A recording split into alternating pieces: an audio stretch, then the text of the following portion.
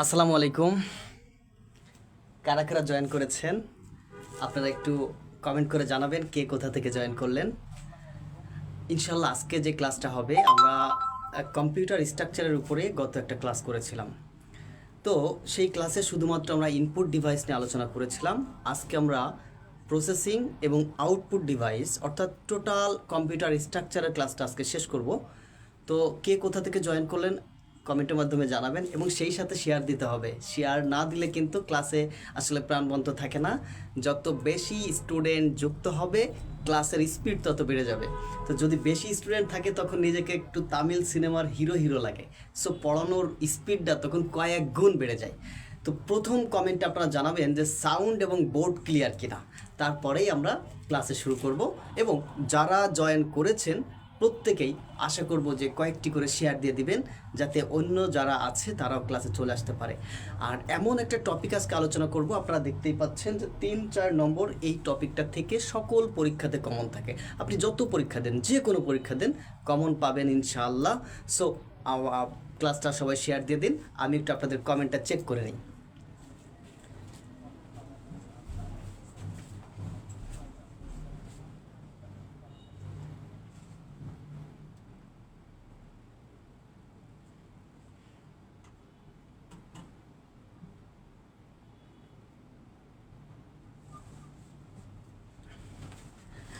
ওকে ওকে, আলহামদুলিল্লাহ আমি ভালো আছি, আপনারা সবাই ভালো আছেন আশা করি। এবং আপনারা অনেকে লিখেছেন যে যে টপিকে ম্যাথ আছে সেইগুলা করাতে। অবশ্যই ম্যাথ করাবো, তবে ভাইয়া এখানে এই বেসিক বিষয়গুলা আপনারা অনেকে হয়তো মানে এগুলো পড়া হয় না, আবার এখানে কিছু বিষয় আছে বোঝার বিষয়, সেই বিষয়গুলো আলোচনা করে আমরা ম্যাথের দিকে যাব। তো আমরা ধারাবাহিকভাবে ক্লাসগুলো নিব। কম্পিউটার স্ট্রাকচার যদি আজকে আমরা শেষ করতে পারি তো নেক্সট ক্লাসে ইনশাল্লাহ আপনাদের ম্যাথ রিলেটেড যা আছে সব শেষ করব। আমি কিন্তু আপনার কোশ্চেন ধরে ধরে টপিক আলোচনা করছি না, আমি বেসিক থেকে আলোচনা করতেছি যাতে আপনারা প্রকৃতভাবে শিখতে পারেন। তো আমরা খুব তাড়াতাড়ি ক্লাস শুরু করব, এখনই ক্লাস শুরু করব। আপনারা একটু শেয়ার করে দেন, কমেন্ট করে জানান যে আমাদের ক্লাসগুলো আপনাদের কেমন লাগছে। যদি এই ক্লাসগুলো ধারাবাহিকভাবে চলতে থাকে, ধারাবাহিকভাবে সবগুলা সাবজেক্ট আপনার বাংলা, ইংলিশ, ম্যাথ, আইসিটি, হ্যাঁ, জিকে, সবগুলা ক্লাস যদি ধারাবাহিকভাবে চলে এবং এভরিডে, তাহলে আপনারা কেমন হবে সেটা একটু আমাদেরকে কমেন্টের মাধ্যমে জানান যে আপনারা চান কি না যে সবগুলা ক্লাস প্রতিদিন চলুক। ইনশাল্লাহ নেক্সট উইক থেকে আপনারা পাচ্ছেন, এই শনিবারের পর থেকেই আপনারা জিকে ম্যাথ ক্লাস পাবেন ইনশাল্লাহ। সো সবাই একটু শেয়ার করেন এবং আমাকে একটু এনশিওর করেন যে আসলে কি আপনারা সবগুলা ক্লাস রেগুলার করতে চান কি না। এবং আমাদের সকল ক্লাসই হবে হচ্ছে টেকনিক ক্লাস। আমরা সোহেল স্যারের কাছ থেকে আমরা টেকনিক শিখেছি এবং আপনাদেরকে আমরা সেই টেকনিক শেখাবো। অর্থাৎ টেকনিকের মাধ্যমে যদি ভাইয়েরা আমরা পড়ি তাহলে এটা মনে থাকে বেশি। কারণ যে কোনো একটা রিডিং পড়া আপনি যদি পড়েন তাহলে এটা সর্বোচ্চ আপনার 2 সপ্তাহ মনে থাকবে। আর এটা যদি টেকনিকের মাধ্যমে পড়েন তাহলে সেটা 60 দিন পর্যন্ত মনে থাকে। সো আমাদের সকল ক্লাসগুলো হবে টেকনিক সমৃদ্ধ ক্লাস। আমরা কম্পিউটারের যত ম্যাথ আছে সব পানির মতো সলভ করব, কোনো ক্যালকুলেটর লাগবে না। আপনি কোশ্চেন দেখবেন, অ্যান্সার করবেন, কোশ্চেন পড়ার সাথে সাথে আপনার মাথার ভিতরে অ্যান্সার চলে আসবে ইনশাল্লাহ। আমার প্রথম ক্লাসটা আপনারা দেখেন। আর প্রথম ক্লাসটা প্রচণ্ড গরম ছিল, মাইক্রোফোন ছিল না, খুব কষ্ট করে নেওয়া লাগছিল। ইনশাল্লাহ সবগুলা ক্লাস আমরা আবার শুরু করব একদম বেসিক থেকে। সো একটু শেয়ার দেন আর কমেন্টের মাধ্যমে একটু জানান, আমি আপনাদের কমেন্টটা একটু দেখে নেই।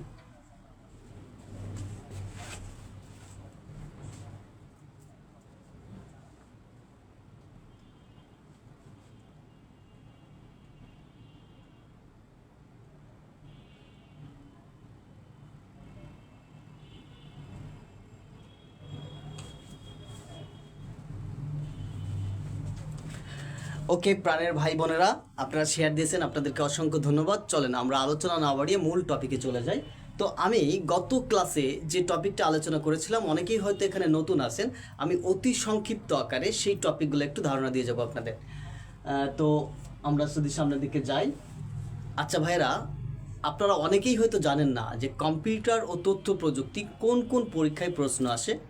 আপনারা এখানে যে টপিক এক্সামগুলো দেখতে পাচ্ছেন, আচ্ছা এখানে যে এক্সামগুলো আপনারা দেখতে পাচ্ছেন, দেখেন এখানে বিসিএস প্রিলিমিনারি পরীক্ষা, শিক্ষক নিবন্ধন পরীক্ষা, প্রাথমিক সহকারী শিক্ষক, তারপর ব্যাংক ও অন্যান্য সরকারি সংস্থার নিয়োগ, তাছাড়া বিশ্ববিদ্যালয় ভর্তি পরীক্ষার জন্য তথ্য প্রযুক্তি ও কম্পিউটার অত্যন্ত গুরুত্বপূর্ণ। এই সাবজেক্টগুলোতে আসলে অনেকে একটু দুর্বল থাকে, কারণ এটা শুরুটা হয়েছে সেই 1820 সাল থেকে, আর এটা চলতেই থাকবে। এভরি ডে কম্পিউটার প্রযুক্তির তথ্য পরিবর্তন হচ্ছে।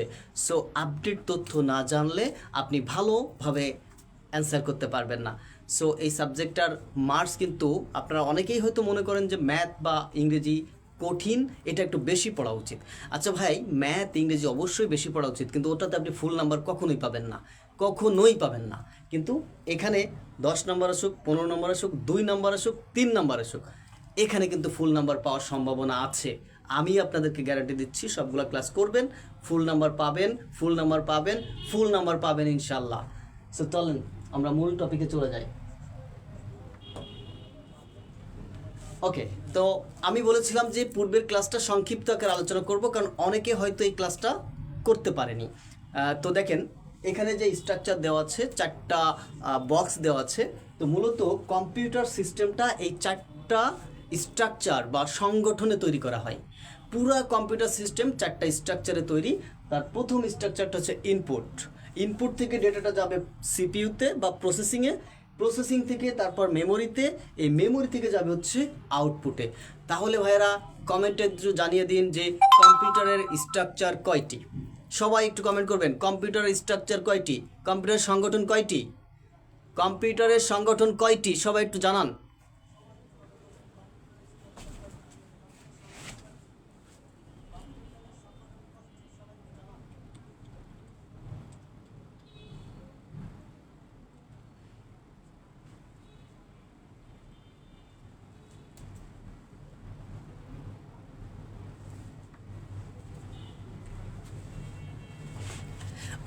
ওকে ভাই বোনেরা, আপনারা সঠিক অ্যান্সার দিয়েছেন। কম্পিউটার সংগঠন হচ্ছে চারটি বিষয়। একটা হচ্ছে ইনপুট, প্রসেসিং, মেমোরি এবং আউটপুট। এই প্রত্যেকটা বিষয় আপনাদেরকে খুঁটিনাটি দেখাবো। তো চলুন আমরা সামনের দিকে আগাই। ওকে, সবার প্রথমে আমরা আলোচনা করব ইনপুট ডিভাইস নিয়ে। ইনপুট ডিভাইস আসলে কি? ইনপুট ডিভাইস হচ্ছে, আগে জানতে হবে ইনপুটটা কি। কম্পিউটারে যে সকল তথ্য আমরা প্রবেশ করাই এদেরকে ইনপুট বলে। তাকে কি বলে? ইনপুট বলে। যে ডিভাইসের সাহায্যে এই ইনপুটগুলো প্রদান করা হয় তাকে ইনপুট ডিভাইস বলে। মনে রাখবেন, ইনপুট ডিভাইসের অপর নাম হচ্ছে ইনপুট টুল। ইনপুট ডিভাইসের অপর নাম কি? Input tools. আপনারা যত পরীক্ষা দিয়েছেন, আপনারা বলেন তো যে ইনপুট থেকে, মানে এই ইনপুট ডিভাইস থেকে আপনারা কোশ্চেন পাইছেন কিনা, কিবোর্ড থেকে কোশ্চেন পাইছেন কিনা, ওএমআর থেকে কোশ্চেন পাইছেন কিনা, ওসিআর থেকে কোশ্চেন পাইছেন কিনা, বলেন তো আপনারা একটু ইয়েস অর নো লিখে জানান যে এই টপিক থেকে প্রশ্ন আসে কি না। যদি জব ফিল্ডে এক্সাম দিয়ে থাকেন বা আপনি যদি প্রিভিয়াস কোশ্চেন সলভ করে থাকেন, সেখানে অসংখ্য কোশ্চেন পাবেন যেগুলা এই ইনপুট ডিভাইস থেকে এসেছে। কোথা থেকে এসেছে? ইনপুট ডিভাইস থেকে এসেছে। তো আমরা এটা আলোচনা করেছিলাম গত ক্লাসে, আজকে আমরা একটু সংক্ষিপ্ত আকারে দেখব। তাহলে ভাইরা আমরা কি জানলাম? আমরা জানলাম হচ্ছে কম্পিউটারে যে তথ্য প্রদান করা হয় তাকে ইনপুট বলে। যে ডিভাইস দ্বারা কম্পিউটারে তথ্য প্রদান করা হয় তাকে বলা হয় input device. Clear? Yes or no লিখে জানাবেন, ইয়েস অর নো। ক্লিয়ার হলে ইয়েস, আর ক্লিয়ার না হলে নো। জাস্ট আপনাদের 30 সেকেন্ড সময় দিলাম ইয়েস অর নো লিখে জানানোর জন্য।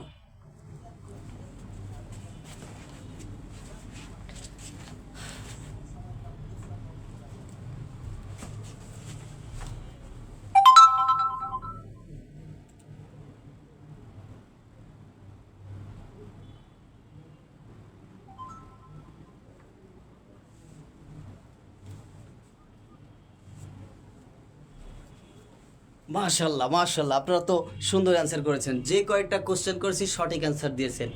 আচ্ছা ভাইরা, আজকে কিন্তু আমরা 4টা স্ট্রাকচার আলোচনা করব। সো কোনোভাবে ক্লাস থেকে যাওয়া যাবে না, যার যে কাজ আছে সেরে নেন। আজকে আমরা কম্পিউটারের 4টি সংগঠন, input, processing, memory, output, clear, 3 থেকে 4 নাম্বার কমন এই এক ক্লাস ইনশাল্লাহ। তো চলেন আমরা নেক্সট টপিকে যাই। আচ্ছা, তাহলে আমরা এই ইনপুট নিয়ে একটু সংক্ষিপ্ত আকারে দেখব। এখান থেকে ডেটা গ্রহণ, তাহলে ইনপুট ডিভাইসের কাজ কি? ডেটা গ্রহণ করা। Okay fine. তারপর হচ্ছে রূপান্তর, সেই ডেটাটাকে বাইনারিতে রূপান্তর করা। দেখেন ভাইরা, কম্পিউটার শুধুমাত্র বাইনারি বোঝে, বাংলা, ইংরেজি, হিন্দি, আরবি, উর্দু কোনো ভাষায় কম্পিউটার বোঝে না। তাহলে আমরা কম্পিউটারকে যে ভাষায় ইনপুট দেই, কম্পিউটারের ইনপুট ডিভাইস সেটাকে বাইনারিতে রূপান্তর করে। আমরা এটা চিত্রের মাধ্যমে দেখব। তো চলেন, তারপর হচ্ছে প্রেরণ। এই তিনটি কাজ ইনপুট ডিভাইস করে। ইনপুট ডিভাইস কয়টি কাজ করে? তিনটি কাজ করে। ডেটা গ্রহণ, ডেটাকে রূপান্তর, ডেটাকে মেমোরির কাছে প্রদান। মেমোরির কাছে প্রদান অর্থাৎ কিবোর্ড তো থাকে দূরে, কিবোর্ড এখান থেকে চাপবো, ডেটাটা কম্পিউটারে যাবে। তো এই যে প্রেরণ করতেছে, এটা কার কাজ? এটা হচ্ছে কিবোর্ডের কাজ বা ইনপুট ডিভাইসের কাজ। তো চলেন আমরা একটু সামনের দিকে যাই।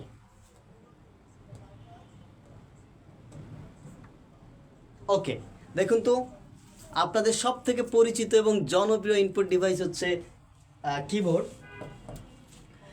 তো এই কিবোর্ড থেকে প্রশ্ন আসে না এমন কোনো পরীক্ষা নেই। তো ভালো করে একটু দেখে রাখেন, কিবোর্ড হচ্ছে সব থেকে প্রচলিত টেক্সট ইনপুট ডিভাইস। কিবোর্ড কী ধরনের ডিভাইস? Text input device. শুধুমাত্র লেখা, অঙ্ক, বর্ণ, সংখ্যা, চিহ্ন। আবার বলছি, অঙ্ক, বর্ণ, সংখ্যা, চিহ্ন কম্পিউটার ইনপুট দেওয়ার জন্য কিবোর্ড ব্যবহার করা হয়। কিবোর্ড দ্বারা কী কী ইনপুট দেওয়া যায়? অঙ্ক, আমি লিখে দিচ্ছি, অঙ্ক, বর্ণ,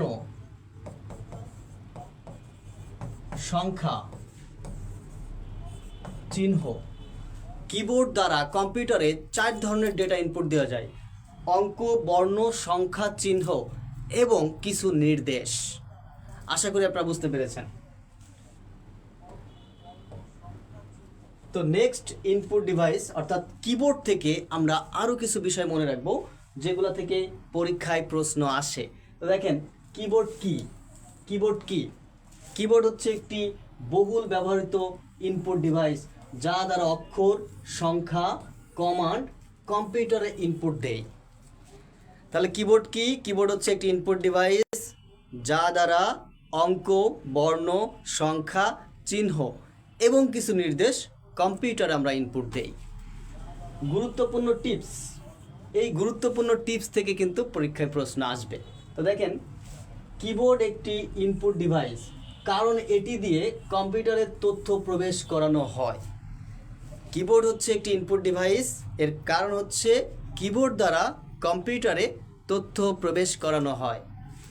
নেক্সট হচ্ছে কুয়েরটি। আচ্ছা ভাইরা, কিবোর্ডে যদি আমরা যাই, আমরা যদি কিবোর্ডে ফিরে যাই, এখানে দেখেন কিউ,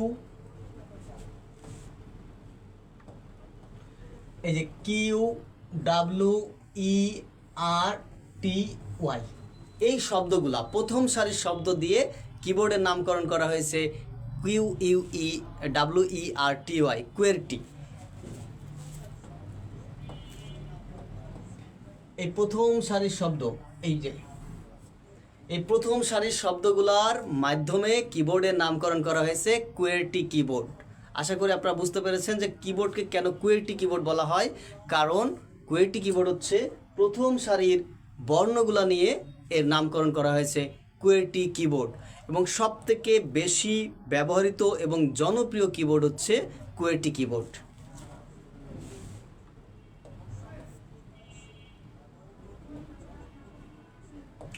এরপর দেখেন, এরপর কিবোর্ডে সর্বমোট 104টি বাটন থাকে। কিবোর্ডে সর্বমোট 104টি বাটন থাকে। 104টি বাটন দ্বারা আমরা কিবোর্ড থেকে কম্পিউটারে ডেটা প্রেরণ করি। আচ্ছা, কিবোর্ডে থাকে ফাংশন কি F1 থেকে F12, F1 থেকে F12 এই 12টা কিকে বলা হয় ফাংশন কি। তারপর হচ্ছে টাইপিং কি, দেখেন A থেকে Z, A থেকে Z, 0 থেকে 9, এই কিবোর্ডকে বা এই বাটনগুলোকে বলা হয় টাইপিং কি। কি বলা হয়? টাইপিং কি। এরপর হচ্ছে কন্ট্রোল কি, দেখেন control alter ESC, control alter ESC, এই 3টা বাটনকে বলা হয় কন্ট্রোল কি। কিবোর্ডে কিছু বাটন আছে যা দ্বারা ডাইনে বামে উপর নিচে নেওয়া যায়, যেমন এরকম তীর চিহ্ন আছে, এই তীর চিহ্নগুলোকে কি বলা হয়? এই তীর চিহ্নগুলোকে বলা হয় নেভিগেশন কি। কি বলা হয়? নেভিগেশন কি। এইগুলা দ্বারা ডাইনে যাওয়া যায়, উপরে যাওয়া যায়, বামে যাওয়া যায়, নিচে যাওয়া যায়। এই বাটনগুলোকে কি বলা হয়?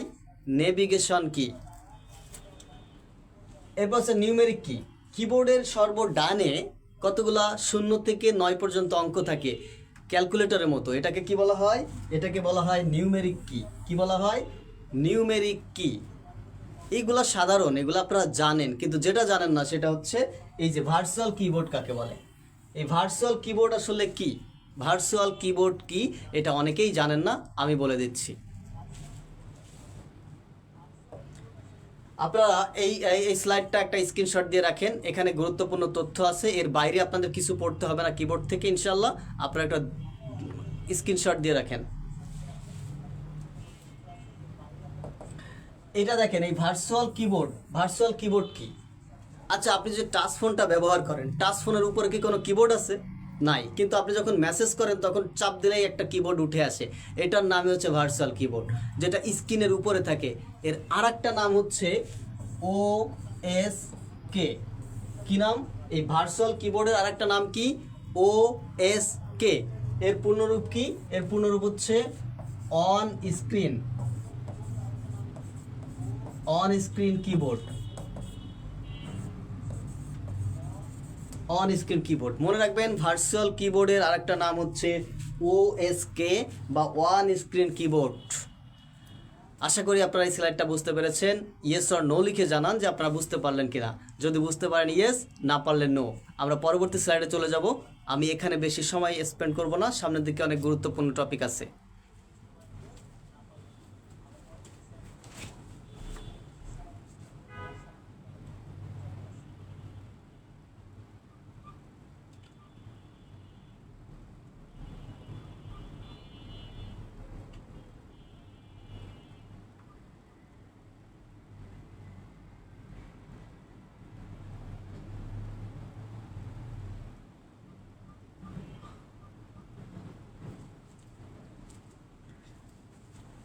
ওকে ভাইরা, আপনারা যতটুকু বুঝলাম যে আপনারা বুঝতে পেরেছেন, তো চলেন আমরা পরবর্তী স্লাইডে চলে যাই। আপনারা যারা জয়েন করেছেন আপনারা কিন্তু শেয়ার দিচ্ছেন না। ক্লাস শেষে দেখা যায় যে ক্লাস করে অনেকে, কিন্তু শেয়ার কেউ দেয় না। সো শেয়ার দিতে হবে, শেয়ার দিলে নিয়মিত এই ক্লাসগুলো চলমান থাকবে। আচ্ছা, কিবোর্ড থেকে আরো কমন কিছু প্রশ্ন। কিবোর্ড থেকে কমন কিছু প্রশ্ন খুবই গুরুত্বপূর্ণ। দেখেন, BCS ও অন্যান্য চাকরির পরীক্ষার জন্য সব থেকে গুরুত্বপূর্ণ কোশ্চেন হচ্ছে এইগুলা। এটা কি? কিবোর্ড কোন ধরনের ডিভাইস? কিবোর্ড কোন ধরনের ডিভাইস? সুন্দর করে এখানে লেখা আছে ইনপুট ডিভাইস। তারপর লেখা আছে কি দেখেন তো, QWERTY কিবোর্ড কেন বলা হয়? প্রথম সারির অক্ষর QWERTY অনুযায়ী কিবোর্ডের নাম হচ্ছে QWERTY কিবোর্ড। দেন হচ্ছে স্ট্যান্ডার্ড কিবোর্ডে সাধারণত কতটি বাটন থাকে? উত্তর কত হচ্ছে দেখেন তো, 104টি। স্ট্যান্ডার্ড কিবোর্ডে কতগুলো বাটন থাকবে? 104টি। দেখেন, অল্টার, কন্ট্রোল, ডিলেট এদের কাজ কি? অল্টার, কন্ট্রোল, ডিলেট এদের কাজ কি? দেখেন, টাস্ক ম্যানেজার চালু করে সিস্টেম ইন্টারাপ্ট করা। কিবোর্ডে যে অল্টার, কন্ট্রোল বাটন আছে এবং ডিলেট, যদি আপনি এই তিনটা একসাথে চাপ দেন তাহলে কম্পিউটারে ওই মুহূর্তে কি কি কাজ হচ্ছে সেটা উঠে আসবে। আপনি দেখতে পারবেন যে আপনার কম্পিউটারে কোন কোন প্রোগ্রাম প্রসেসিং করতেছে, রানিং আছে। আপনি চাইলে ওখানে নতুন প্রোগ্রাম অ্যাড করতে পারবেন, চাইলে চালুমান প্রোগ্রামকে রিমুভ করতে পারবেন। মনে রাখবেন, অল্টার, কন্ট্রোল, ডিলিট একসাথে চাপ দিলে কম্পিউটারে রানিং কাজগুলো দেখা যায়। আচ্ছা, ক্যাপস লক কি ধরনের কি? ক্যাপস লককে বলা হয় টগল কি। ক্যাপস লককে কি বলা হয়? টগল কি। এক চাপ দিলে অন হয়, আর এক চাপ দিলে অফ হয়। মানে যে ধরনের বাটনে এক চাপ দিলে অন হয়, আর এক চাপ দিলে অফ হয়, তাদেরকে টগল কি বলা হয়। বুঝতে পেরেছেন যে একটা বাটন একটা চাপ দিবেন চালু হবে, আর এক চাপ দিবেন অফ হবে। এই বাটনগুলোর নাম কি? টগল কি। কি নাম? টগল কি। কি নাম? টগল কি। ইয়েস অর নো লিখে জানান যে এই স্লাইডটা আপনারা বুঝতে পারলেন কিনা।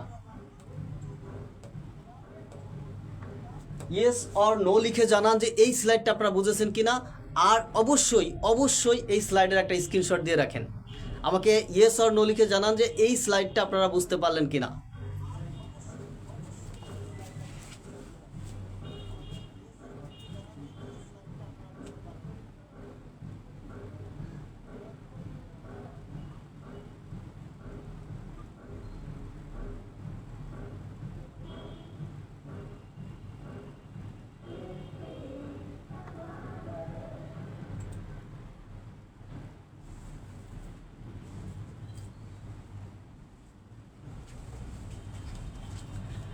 ধন্যবাদ ভাই বোনেরা, আপনারা রেসপন্স করার জন্য। আপনারা বুঝতেছেন বা না বুঝতেছেন সেটা কমেন্টের মাধ্যমে জানাচ্ছেন, এই জন্য আপনাদেরকে অসংখ্য ধন্যবাদ।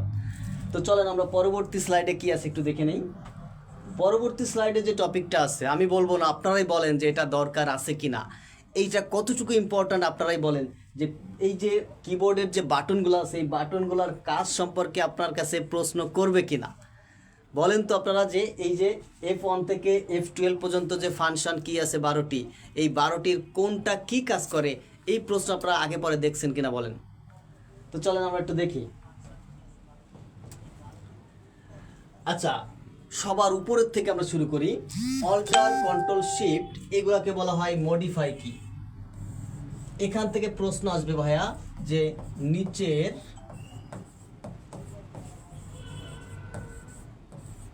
কোনটি মডিফাই কি, নিচের কোনটি মডিফাই কি। মনে রাখবেন অ্যান্সার কি হবে, অল্টার, কন্ট্রোল, ডি, শিফট, এই তিনটার একটা অবশ্যই থাকবে। যদি তিনটাই থাকে তাহলে অ্যান্সার হবে সবগুলি, আর এই তিনটার একটাও যদি না থাকে তাহলে অ্যান্সার হবে কোনোটিই নয়। তার মানে প্রত্যেকটা লাইন দিয়ে কমপক্ষে 3টা করে এমসিকিউ তৈরি করা যায়। কীরকম, আপনার প্রশ্ন আসবে যে নিচের কোনটি মডিফাই কি, এইখান থেকে অপশন হয় কন্ট্রোল থাকবে, না হয় অল্টার থাকবে, না হয় শিফট থাকবে। আর যদি তিনটাই থাকে তাহলে নিচের অপশনে দেখবেন সেখানে লেখা আছে সবগুলি। আর যদি তিনটার কোনোটাই না থাকে তাহলে দেখবেন সেখানে অপশনে রয়েছে কোনোটিই নয়। এটা বুঝতে পারলেন কিনা বলেন। তাহলে অল্টার, কন্ট্রোল, শিফট, এই তিনটাকে কি বলা হয়, এই তিনটাকে বলা হয় মডিফাই কি। এই তিনটাকে কি বলা হয়, মডিফাই কি। ক্যাপস লক, নাম লক, স্ক্রু লক, এদেরকে বলা হয় টগল কি। আবার বলছি, কিবোর্ডের এই তিনটা বাটন, একটা হচ্ছে ক্যাপস লক, একটা হচ্ছে নাম লক, আর একটা হচ্ছে স্ক্রু লক, এই তিনটাকে কি বলা হয়, টগল বাটন। এদের কাজ কি, আপনি ক্যাপস লকে যদি একবার চাপ দেন তাহলে চালু হয়ে যাবে, আর একবার চাপ দিবেন বন্ধ হয়ে যাবে। স্ক্রু লক, একবার চাপ দিবেন চালু হবে, আর এক চাপ দিবেন বন্ধ হয়ে যাবে। আর একটা হচ্ছে নাম লক, নাম লক হচ্ছে নাম্বার লক। কিবোর্ডের ডান দিকে যে 0 থেকে 9 পর্যন্ত সংখ্যাগুলো থাকে এগুলোকে বলা হয় নাম্বার কি। এই নাম্বার কিগুলো যদি আপনি চালু করতে চান তাহলে নাম লকে চাপ দিবেন, চালু হয়ে যাবে, আর এক চাপ দিবেন অফ হয়ে যাবে। অর্থাৎ একই বাটনে দুইটা কাজ করে, চালু হয় এবং বন্ধ হয়। এই জন্য এদের নাম দেওয়া হয়েছে টগল কি। দেখেন এরপর হচ্ছে অ্যারো কি। অ্যারো কির আরেকটা নাম কি ভাইয়া, নেভিগেশন কি। অ্যারো কিটা কেমন দেখতে, এরকম তীর চিহ্ন থাকবে, এরকম তীর চিহ্ন যেগুলো সেগুলোর নাম কি, অ্যারো কি। এগুলোর আরেকটা নাম কি, নেভিগেশন কি। অ্যারো কি, নেভিগেশন কি, দেখতে কেমন, তীর চিহ্নের মতো এরকম। আসেন, সমস্যা নেই।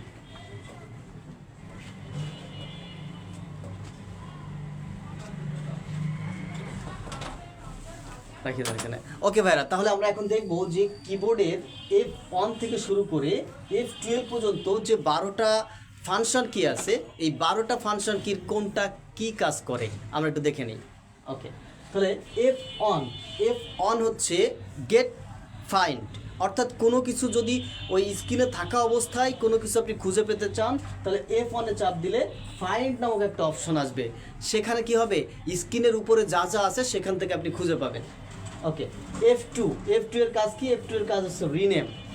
আপনার একটা ফোল্ডার বা একটা ফাইল একটা নামে সেভ করা আছে, আপনি চাচ্ছেন সেই নামটাকে পরিবর্তন করে অন্য একটা নাম দিতে, তখন আপনি F2-তে চাপ দিবেন। F2-তে চাপ দিলে কি হবে, সেখানে নামটা লেখার মতো একটা অপশন আসবে, তখন আপনি সেটাকে লিখতে পারবেন। ওকে, তারপর আছে F3 হচ্ছে ফাইন্ড। এই F3 চাপ দিয়ে যদি আপনি ফাইন্ড করেন তাহলে পুরা কম্পিউটার সিস্টেম থেকে আপনি ফাইন্ড করতে পারবেন।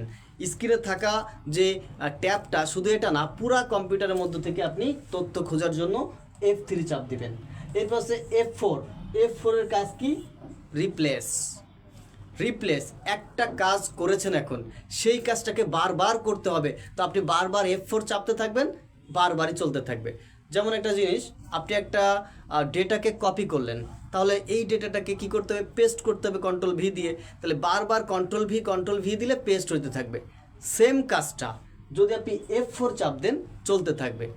অর্থাৎ কম্পিউটারের লাস্ট কমান্ডটা বারবার রিপিট হইতে থাকবে, রিপ্লেস হইতে থাকবে, এটার নামই হচ্ছে আপনার F4। F5টা কি, F5টা হচ্ছে রিফ্রেশ। আমরা কিবোর্ডের ডান বাটন চাপ দিলে যে রিফ্রেশ লেখাটা আছে, সেই রিফ্রেশের কাজটা F5 চাপ দিলে হয়। আপনি কিবোর্ড থেকে F5 যতবার চাপবেন ততবার রিফ্রেশ হতে থাকবে। আচ্ছা ভাই, F6 হচ্ছে স্টাইল। আপনি যখন মাইক্রোসফট ওয়ার্ডে কাজ করবেন তখন স্টাইল নামক একটা বাটন আছে।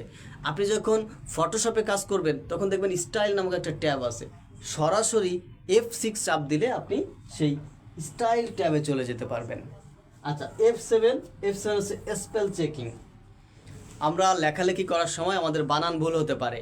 আমরা যদি মাইক্রোসফট ওয়ার্ডে লেখালেখি করি তাহলে বানান ভুল হতে পারে। এই বানান ভুল না সঠিক সেটা চেক করার জন্য কোন বাটন চাপতে হবে? F7 চাপ দিলে কি হবে? স্পেল চেকিং হবে। ভাইয়ারা, প্রত্যেকটা এই F1 থেকে F12 এই প্রত্যেকটা বাটনই গুরুত্বপূর্ণ। আপনার কাছে প্রশ্ন কিভাবে আসবে যে F7 চাপ দিয়ে কি কাজ করা হয়, অথবা প্রশ্ন আসলো যে স্পেল চেকিংয়ের জন্য নিচের কোন বাটন চাপতে হয়, স্পেল চেকিংয়ের জন্য নিচের কোন কি চাপতে হয়, তখন আপনি অ্যান্সার দেবেন কি? F7। F8 হচ্ছে সেফ মোড। F8টা কি? Safe mode. সেফ মোডটা কি? আপনার কম্পিউটার আপনি অন করলে আপনার সম্পূর্ণ প্রোগ্রাম চলে আসবে। বাট কম্পিউটারটা অন করার সময় যদি আপনি F8-এ চাপ দেন তখন কম্পিউটার সেফ মোডে চালু হবে।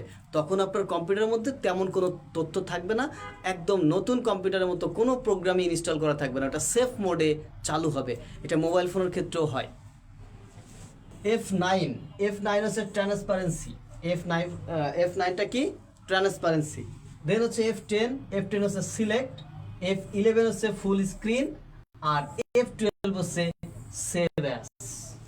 আশা করি কিবোর্ডের শর্টকাটগুলো আপনারা মনে রাখবেন, মুখস্থ করবেন।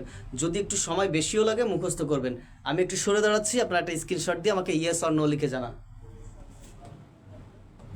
স্ক্রিনশট দিয়ে ডান লিখবেন, তাহলে কি হবে? আমি পরবর্তী স্লাইডে যেতে পারবো। আপনারা দ্রুত একটা স্ক্রিনশট দেন এবং ডান লিখে জানান।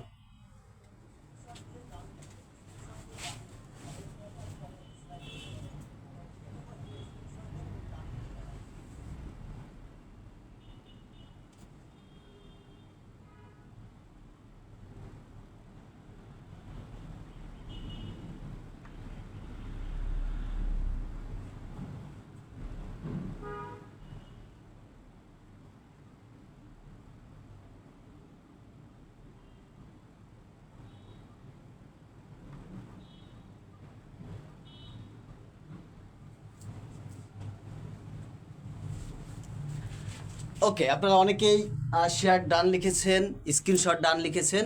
যারা পরে জয়েন করেছেন আপনারা অবশ্যই শেয়ার দিয়ে দিবেন। চলেন আমরা পরবর্তী টপিকটা দেখি। তো পরে আমাদের ইনপুট মানে কিবোর্ডে যা ছিল আমরা শেষ করেছি। কিবোর্ড থেকে যা পড়াইছি ভাইরা, এতটুকু পড়লে এনাফ ইনশাল্লাহ। তো চলেন আমরা পরবর্তী ইয়েটা দেখি। আমরা স্ক্রিনে দেখতে পাচ্ছি একটি মাউস হচ্ছে একটি ইনপুট ডিভাইস।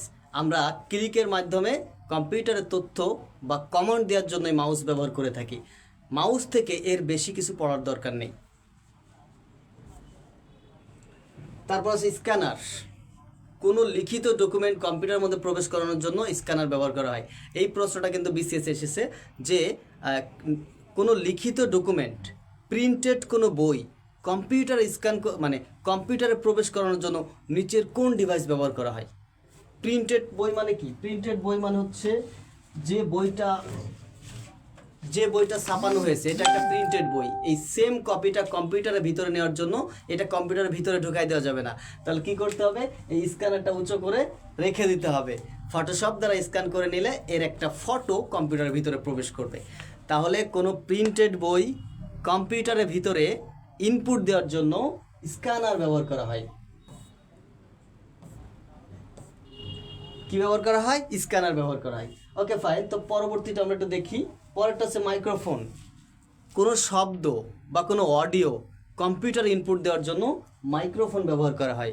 আপনারা অনেক সময় এই যে হেডফোন ব্যবহার করে কথা বলেন, হেডফোন একই সাথে ইনপুট এবং আউটপুট, কারণ সেটা দিয়ে আপনি শুনতেও পারেন, সেটা দিয়ে আপনি কথা বলতেও পারেন। তাই এই হেডফোন এগুলা হচ্ছে একই সাথে ইনপুট এবং আউটপুট ডিভাইস।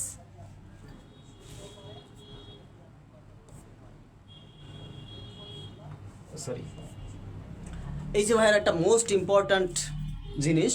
এটা এই যে আপনারা যখন পরীক্ষাগুলো দেন, আপনারা পাবলিক পরীক্ষাগুলো দেন, আপনাদের পাবলিক পরীক্ষার খাতাও কিন্তু এই যন্ত্র দ্বারা দেখা হয়। আপনারা সবাই বলেন তো এই যন্ত্রটার নাম কি? এই যন্ত্রটার নাম এবং পূর্ণরূপ যে বলতে পারবে, ইনশাল্লাহ তার জন্য দোয়া করে দিলাম, সে ভালো কিছু পারবে। কি কি বলতে হবে? এই যন্ত্রটার নাম এবং এই যন্ত্রটার নামের পূর্ণরূপ কি? জাস্ট কমেন্টে লেখেন, আমি একটু চেক করে আবার ব্যাক করছি।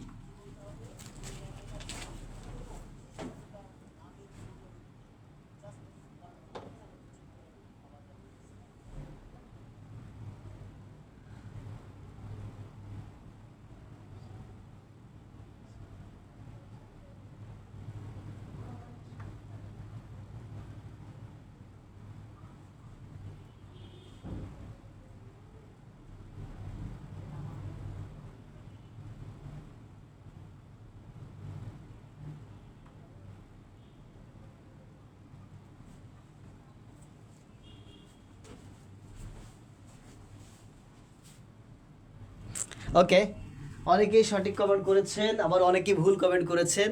ভুল করলে তো হবে না ভাইয়া, এই জিনিসটা চিনতে হবে। এই যে যে খাতাটার ভিতরে দেওয়া আছে, এটা তো, এটার নাম কি? এটার নাম ওএমআর। কিন্তু ওসিআর লিখলে তো হবে না, ওসিআর জিনিসটা আলাদা, একটু পরে দেখাচ্ছি।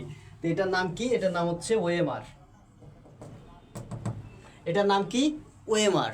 OMR device, OMR. এর পূর্ণরূপ হচ্ছে optical mark reader. Optical mark reader, এর আরেকটা নাম হচ্ছে রিকগনাইজেশন।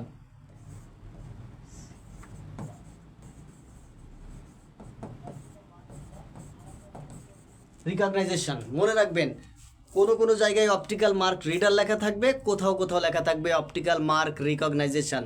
সো যেটাই থাকে দুটাই correct answer. Optical mark reader, optical mark recognition, দুটেই কারেক্ট অ্যান্সার। সো যেটাই থাকে সেটাই অ্যান্সার দিতে হবে। তাহলে এটার কাজ কি? এটার কাজ হচ্ছে আপনারা পরীক্ষায় যে বৃত্তগুলো ভরাট করেন, সেই বৃত্তগুলা এটা দ্বারা স্ক্যান করা হয়।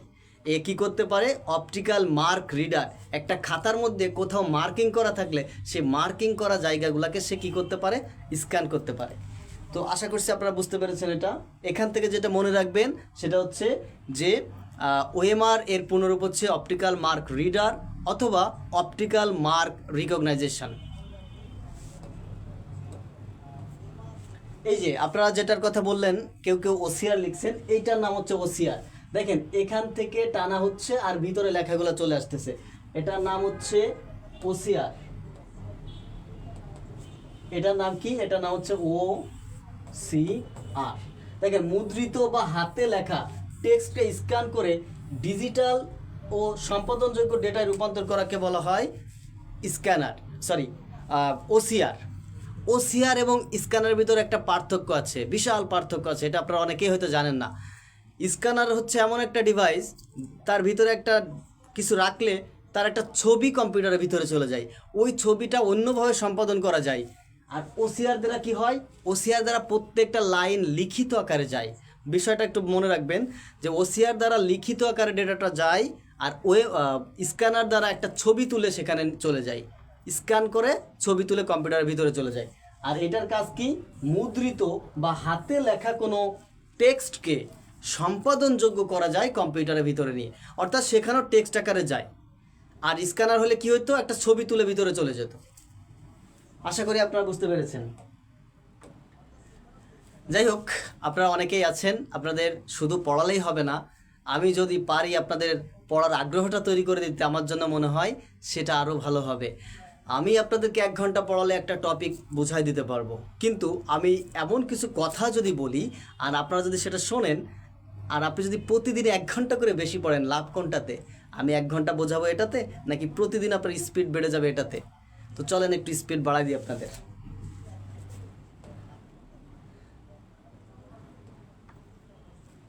আপনাদের স্পিড বাড়ানোর জন্য আপনাদেরকে আমি একটা কোশ্চেন করব।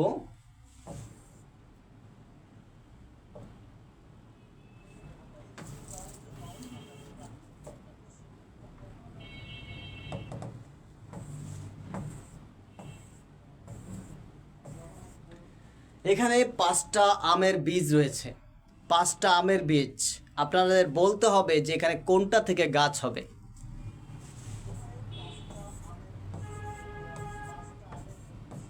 আপনাদের বলতে হবে যে এখানে এই 5টা বীজ থেকে কোনটা থেকে গাছ হবে। দেখি কে বলতে পারে। কোনো কৃষি বিশেষজ্ঞ ব্যক্তি কি বলতে পারবে যে এখানে কোনটা থেকে গাছ হবে? কিন্তু একজন পাগলও বলবে যে 5টা বীজেরই গাছ হওয়ার যোগ্যতা আছে। আমি কি বোঝাতে পেরেছি? মানে ভাইরা, 5টা বীজের থেকে বলা সম্ভব না কোনটা থেকে গাছ হবে, কিন্তু সবাই এই কথা স্বীকার করবে যে 5টা বীজেরই গাছ হওয়ার যোগ্যতা আছে। আমি এটা দ্বারা কি বোঝাতে চেয়েছি বলেন তো? আমি এটা দ্বারা বোঝাতে চেয়েছি আপনারা যারা এখন ক্লাসে আছেন, আপনারা যারা এখন ক্লাস করতেছেন, যারা একটা চাকরির জন্য আবেদন করার যোগ্যতা রাখেন, তাদেরও একটা চাকরি পাওয়ার যোগ্যতা রয়েছে। ক্লিয়ার ব্যাপারটা? 5টা বীজের যেরকম গাছ হওয়ার যোগ্যতা আছে, আপনারা যারা আছেন প্রত্যেকেরই চাকরি পাওয়ার যোগ্যতা আছে। কিন্তু সমস্যা কোথায়? সমস্যা কোথায়? আপনি অনেক বড় কিছু চাচ্ছেন, কিন্তু আপনি খুব দিচ্ছেন ছোট কিছু। মানে আপনার যে ডেডিকেশন থাকতে হবে সেটা আপনার মধ্যে নেই। যদি থাকতো তাহলে এতদিন আপনি চাকরি পেয়ে যেতেন। তো আপনাদের ডেডিকেশন যদি বাড়াতে পারেন, আপনি একটা চাকরি পেলে আপনার পরিবার অনেক ভালো থাকবে, আপনার সমাজে আপনার সম্মান অনেক বেড়ে যাবে। তো আপনি কি বুঝতেছেন না যে আপনার একটা চাকরি পেলে আপনার সম্মান বেড়ে যাবে, আপনার পরিবার ভালো থাকবে, আর আপনি তার জন্য কতটুকু দিতে প্রস্তুত আছেন? আপনি কি করতে প্রস্তুত আছেন বলেন? আপনার আবেগে বলে ফেলবেন যে ভাইয়া আপনি যা বলেন আমরা তাই করব, কিন্তু বাস্তবতাটা ভিন্ন। আপনি নিজেও জানেন যে আপনার কি করতে হবে, আর আপনি করতেছেন কি? আপনি সারা দিন রাত টিউশনি করাচ্ছেন আর চাকরির পরীক্ষাগুলো দিচ্ছেন। অনেকে প্রচুর স্টাডি করে কিন্তু চাকরির আবেদন করে না। সো এগুলার কম্বিনেশন না থাকলে আপনার চাকরি হবে না। আপনাকে দিতে হবে, তার বিনিময়ে আপনি পাবেন। এতদিন যত পড়ালেখা করেছেন একাডেমিক পড়ালেখা, আর বাস্তবিক পক্ষে পড়ালেখা একটু ভিন্ন। আমার মনে হয় কি জানেন, আমার মনে হয় আপনাদেরকে সঠিক প্রস্তুতি তারাই দিতে পারবে যারা এই প্রতিযোগিতা করে সফল হয়েছে। যারা এই প্রতিযোগিতা করে সফল হয়েছে তারাই বলতে পারবে যে কি করলে আপনার এই চাকরিটা হবে। সো এমন কিছু শিক্ষক সোহেল স্যার অ্যারেঞ্জ করেছে যারা ম্যাক্সিমামই কিন্তু বড় বড় গভর্নমেন্ট জবগুলোতে আছে। যেমন আপনাদের ম্যাথ ক্লাস কে নেবে আপনারা নিশ্চয়ই দেখেছেন যে বাংলাদেশ ব্যাংকের অ্যাসিস্ট্যান্ট ডিরেক্টর চন্দন আইএস, উনি ক্লাস নেবে হচ্ছে আপনাদের ম্যাথ ক্লাস। উনি যতগুলো পরীক্ষা দিয়েছে ম্যাক্সিমাম জায়গায় কিন্তু তিনি জব পেয়েছে। তার মানে একজন আপনার ইন্সট্রাক্টর কয়েকটা জব পেয়ে তার স্বপ্নের জবে এখন সে কন্টিনিউ করতেছে, আর চেঞ্জ করবে না। আপনাদের জিকে ক্লাস কে নেবে? জিকে ক্লাস নেবে হচ্ছে ফাহিম স্যার, ফাহিম হাসান সুমন স্যার। তিনি এর আগে যে জবটা করতো সেটা হচ্ছে পেট্রো বাংলার হেড অফিসে, বর্তমানে তিনি বেবজার পরিচালক, যেটা প্রধানমন্ত্রীর কার্যালয় থেকে নিয়ন্ত্রিত হয়। এরপর আপনাদের আরও একজন বাংলার টিচার আছে যার নাম হচ্ছে আসিফ মামুন।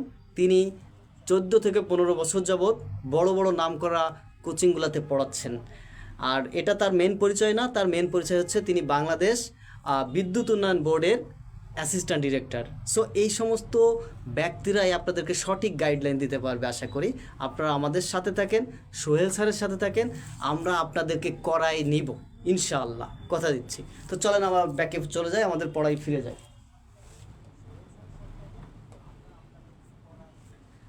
আচ্ছা ভাইরা, এখানে আর একটা ইনপুট ডিভাইস দেখা যাচ্ছে, এটার নাম হচ্ছে গেম কনসোল। এটাকে বলা হচ্ছে গেম কনসোল, অর্থাৎ বাচ্চারা যে গেম খেলে সেই গেমের একটা কনসোল, এটা দ্বারা কম্পিউটারে ইনপুট প্রদান করা হয় বা ইনপুট যায়। তো আমি এখানে বেশি সময় নষ্ট করব না। তারপরে এটা হচ্ছে কি, এটা একটা টাচ স্ক্রিন। এটা হচ্ছে একটি টাচ স্ক্রিন। স্মার্টফোন, ট্যাবলেট এবং কিছু ল্যাপটপে ব্যবহৃত হয় এই টাচ স্ক্রিন, একই সাথে ইনপুট ও আউটপুট। 41তম বিসিএস এ সম্ভবত এই প্রশ্নটা এসেছিল যে নিচের কোনটি ইনপুট ও আউটপুট ডিভাইস। তাহলে সেখানে অপশনে ছিল টাচ স্ক্রিন, অ্যান্সারটা কি হবে? Touch screen. আচ্ছা, এই যে এটাকে বলা হচ্ছে লাইট পেন। এটা ও একটা মাউসের মতো কাজ করে, অর্থাৎ এটা হচ্ছে পেন মাউস বলতে পারেন আপনি। সাধারণত যে মাউসগুলো আমরা এভাবে নাড়াচাড়া করে দাগাই, এটা সেই মাউস না, এটা হচ্ছে একটা পেন মাউস, যেখানে ক্লিক করা হয় বা ধরা হয় তার একটা ইনপুট কম্পিউটারের ভিতরে প্রবেশ করে। অর্থাৎ এমন একটা জিনিস যে ছোট্ট কোনো জিনিসকে বড় করে দেখানোর জন্য এই ধরনের যন্ত্র ব্যবহার করা হয়। ওকে ফাইন, তারপরটাই চলে যাই আমরা। এই যে এটা কি, এটা হচ্ছে একটি গ্রাফিক্স ট্যাব। এটা হচ্ছে ডিজিটাল অঙ্কন, ডিজিটাল এবং হস্ত লেখা ইনপুট দেওয়ার জন্য। এই যে যেমন টাচ স্ক্রিনের উপর আমি লিখতেছি, এটাও একটা টাচ স্ক্রিন ডিভাইস, এখানে গ্রাফিক্সের কাজগুলো করা হয়। এই জন্য এই প্রোডাক্টটার নাম হচ্ছে গ্রাফিক্স ট্যাব।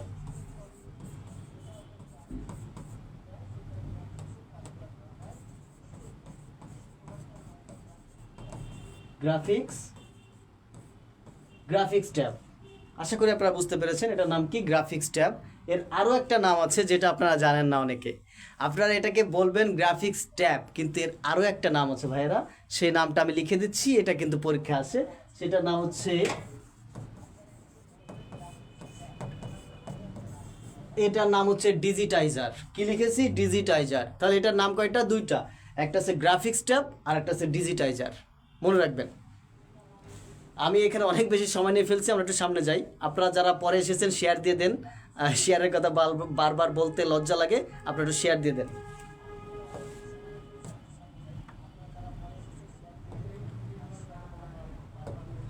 এবার আমরা জানবো পুরা কিবোর্ড পুরা ইনপুট ডিভাইস সম্পর্কে সংক্ষিপ্ত একটা কনসেপ্ট। আচ্ছা দেখেন, এই যে পরীক্ষায় আগত কমন কিছু এমসিকিউ এবং টিপস। স্ক্যানার কি ধরনের ডিভাইস? স্ক্যানার হচ্ছে একটি ইনপুট ডিভাইস। বিসিএস সহ বিভিন্ন ব্যাংক ও পল্লী বিদ্যুৎ পরীক্ষায় এসেছে এই কোশ্চেনটি। এমআইসিআর কি? Magnetic in character. এমআইসিআর হচ্ছে ম্যাগনেটিক ইন ক্যারেক্টার। ওকে, এই যে ব্যাংকিং সংক্রান্ত প্রশ্নে আসার সম্ভাবনা বেশি। তারপরে ওএমআর কোন ধরনের input device? Optical mark reader বা রিকগনাইজেশন। ওকে, টাচ স্ক্রিন কি ধরনের ডিভাইস? টাচ স্ক্রিন একই সাথে ইনপুট এবং আউটপুট ডিভাইস। আচ্ছা, পাওয়ার সাপ্লাই কি ইনপুট ডিভাইস? এটি একটি ইনপুট ডিভাইস নয়। পাওয়ার সাপ্লাই কি? একটি ইনপুট ডিভাইস নয়। পাওয়ার সাপ্লাই মানে সে তো শক্তি দেয়, সে তো আর কোনো কিছু ইনপুট করে না। ওকে, তারপর আছে প্লোটার কি? প্লোটার একটা আউটপুট ডিভাইস, এটা আসলে ইনপুট ডিভাইস নয়, আমরা আউটপুট ডিভাইস এগুলো সেটা জানবো। তারপর হচ্ছে বায়োমেট্রিক ডিভাইস হচ্ছে একটি ইনপুট ডিভাইস। আমি ভাইয়েরা এটাকে ক্লিয়ার করে দিলাম। দ্রুত একটা স্ক্রিনশট নিয়ে ডান লিখে জানান। দ্রুত একটা স্ক্রিনশট নেবেন এবং সেই সাথে ডান লিখে জানাবেন। দ্রুত স্ক্রিনশট নেবেন এবং সেই সাথে ডান লিখে জানাবেন। আমাদের ইনপুটের কার্যক্রম এখানে শেষ, আমরা ইনপুট নিয়ে আর আলোচনা করব না, দ্রুত।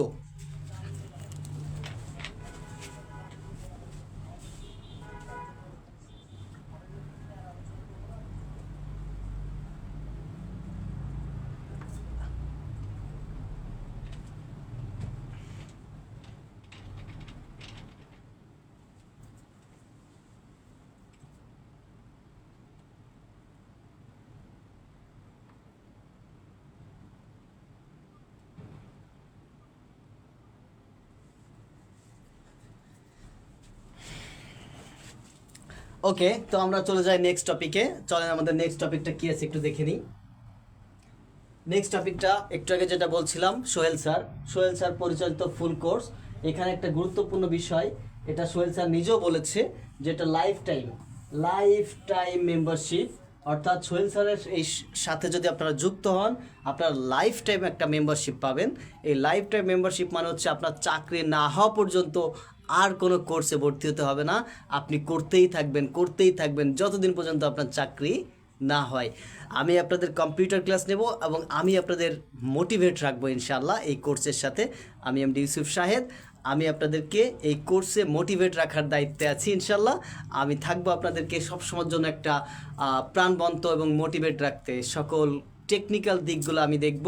সেখানে যে পরীক্ষাগুলো আপনারা দিবেন, আপনাদের পরীক্ষাগুলো হবে ইন্টারেক্টিভভাবে, অর্থাৎ আপনারা পরীক্ষা দিবেন সেম জবের পরীক্ষার মতোই। সেখানে নেগেটিভ মার্ক থাকবে এবং কোনো ধরনের ছলচাতুরি করার কোনো সুযোগ থাকবে না, এমনভাবে পরীক্ষার আয়োজন করব ইনশাল্লাহ।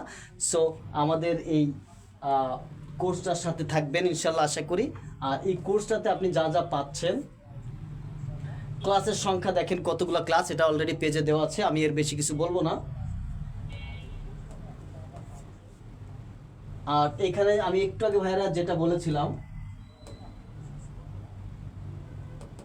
একটু আগে আমি যে তথ্যগুলো আপনাদেরকে বলেছিলাম, আমি হচ্ছে যে শাহেদ হাসান, আমি, তারপর সোহেল স্যার আছে আমাদের, আর ফাহিম হাসান সুমন স্যার, ফাহিম হাসান সুমন স্যার ইনি সহকারী পরিচালক বেবজা, প্রধান উপদেষ্টার কার্যালয়। এরপর আসিফ মামুন আছে সহকারী পরিচালক বাংলাদেশ বিদ্যুৎ উন্নয়ন বোর্ড। চন্দন দা হচ্ছে আপনার লেকচারার গণিত, তিনি হচ্ছে সহকারী পরিচালক বাংলাদেশ ব্যাংক। এবার আপনারাই বলেন তো যে এমন কিছু টিচার কোন প্রতিষ্ঠান আপনাকে অ্যারেঞ্জ করে দিবে সামান্য এই অল্প কিছু টাকার বিনিময়ে? বলেন কোন প্রতিষ্ঠান? বাংলাদেশে তো অনেক বড় বড় অনলাইন প্ল্যাটফর্ম আছে, তো কোন প্রতিষ্ঠান আপনাদেরকে এমন টিচারকে অ্যারেঞ্জ করতে পারে?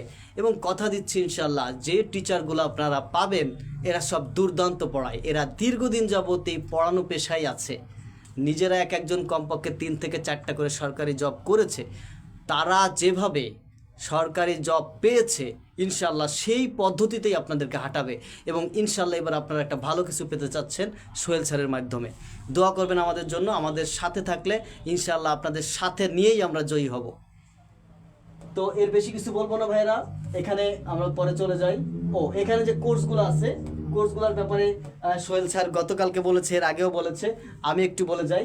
এখানে প্রত্যেকটা কোর্স আমাদের 1499 টাকা, কিন্তু 1499 টাকা রাখা যাবে না। সোহেল স্যার আমাকে বলে দিয়েছে যে ভাই আজকে লাইভ চলাকালীন অবস্থায় যারা ভর্তি হবে তাদের জন্য 999 টাকা, 999 টাকা আপনাকে পেমেন্ট করতে হবে। পেমেন্ট করলে আপনি সোহেল স্যারের তত্ত্বাবধানে চলে আসবেন এবং লাইফ টাইম মেম্বারশিপ পেয়ে যাবেন। আমি এই কথাটা আবারও বলছি, লাইফ টাইম মেম্বারশিপ। আপনারা অনেকের কাছে ভর্তি হবেন একটা কোর্সে, কোর্স শেষ হয়ে গেলে আবার আপনাদেরকে পেমেন্ট করে ভর্তি হতে হবে। আমাদের এখানে এমন কোনো সুযোগ নেই, আমরা আপনার কাছ থেকে একবারই পেমেন্ট নিব এবং সার্ভিস দেবো আপনার চাকরি না হওয়া পর্যন্ত। ইনশাল্লাহ দোয়া করবেন শুধু আমাদের জন্য। তো আমি এখানে বেশি স্টে করব না, আমাদের এখানে যে বিকাশ নাম্বারগুলো আছে, নগদ নাম্বারগুলো আছে, এগুলো পেজে দেওয়া আছে, আপনারা চাইলে আমাদেরকে ইনবক্স করেও নিতে পারবেন। সো এত কিছু বলার নেই এখানে। এবার আসেন, এইবার হচ্ছে মোস্ট ইম্পর্ট্যান্ট পার্টে চলে এসেছি। এই পার্টে যারা যারা উত্তীর্ণ হবেন আশা করি যে ইনপুট থেকে যা পড়াইছি তা সব অ্যান্সার করতে পারবেন, কারণ এখন আপনাদের সামনে কিছু কুইজ আসবে, এই কুইজের অ্যান্সারগুলো আপনাদের করতে হবে। এবং মনে রাখবেন প্রত্যেকটা কুইজই বিগত বছরে কোনো না কোনো জব পরীক্ষায় এসেছে, সো পাবলিক পরীক্ষায় এসেছে। সো চলুন আমরা কুইজগুলো প্র্যাকটিস করি। এবং আমি আরেকবার আপনাদেরকে বলি, আপনারা একটু শেয়ার দিয়ে দেন এই কুইজগুলোতে যাতে অন্যরা অংশগ্রহণ করতে পারে। সো চলুন আমরা একটু প্রথম কুইজটা দেখি। নিচের কোনটি ইনপুট এবং আউটপুট উভয় ডিভাইস হিসেবে ব্যবহৃত হয়? আমি কোনো অ্যান্সার করব না, আমি অ্যান্সার পারি না, আপনারা অ্যান্সার করেন।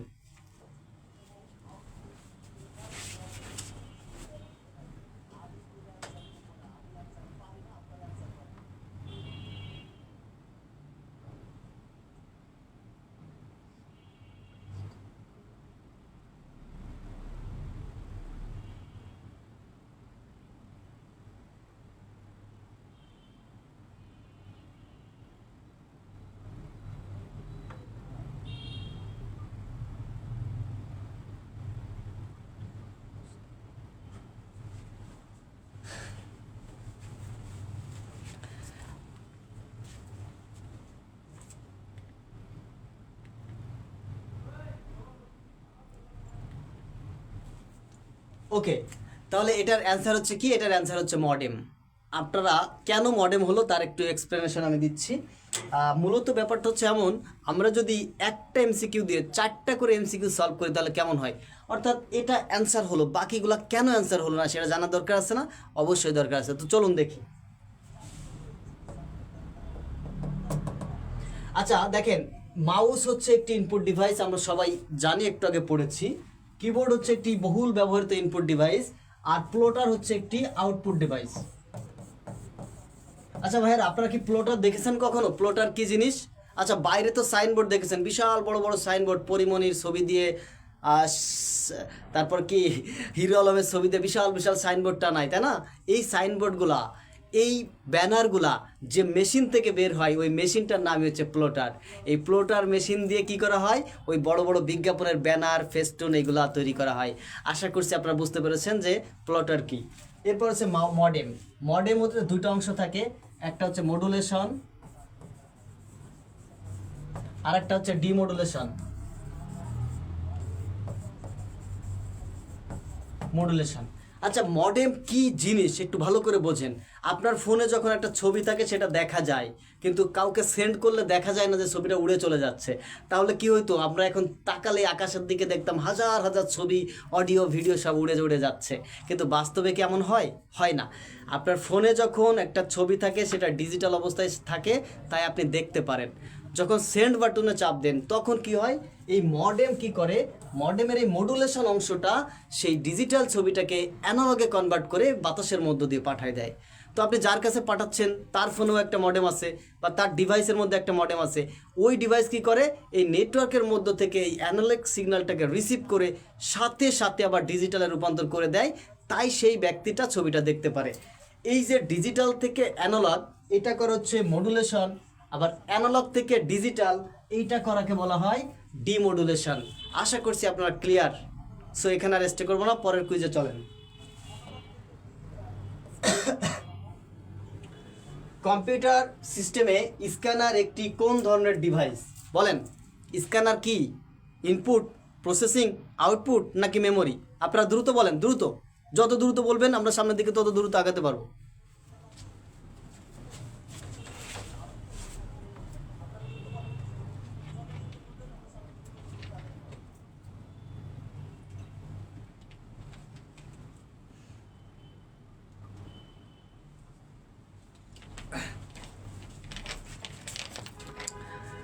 ওকে, চলেন আমরা দেখি। স্ক্যানার হচ্ছে একটি ইনপুট ডিভাইস, স্ক্যানার হচ্ছে একটি ইনপুট ডিভাইস। তো পরেরটা দেখি, পরেরটা কি আছে। মোবাইল ফোনের কোনটি ইনপুট ডিভাইস নয়? মোবাইল ফোনের কোনটি ইনপুট ডিভাইস নয়? আপনারা শুধুমাত্র কোশ্চেন দেখলে হবে না, পুরো কোশ্চেনটা পড়তে হবে। এখানে বলছে কোনটি ইনপুট ডিভাইস নয়। আচ্ছা, এই প্রশ্নটা কবে এসেছে দেখেন তো? 36তম বিসিএস এসেছে। আমার মনে হয় এটা সবাই পারবে। আচ্ছা দেখেন, কিপ্যাড এটা একটা ইনপুট ডিভাইস, ক্যামেরা ছবি তোলা হয় এটা একটা ইনপুট ডিভাইস, টাচ স্ক্রিন সে তো অবশ্যই ইনপুট এবং আউটপুট ডিভাইস। শুধু একটা বাকি থাকে, সেটা কে? সেটা পাওয়ার সাপ্লাই। তাই অ্যান্সার হবে কি? পাওয়ার সাপ্লাই কোনো ইনপুট বা আউটপুট ডিভাইস নয়।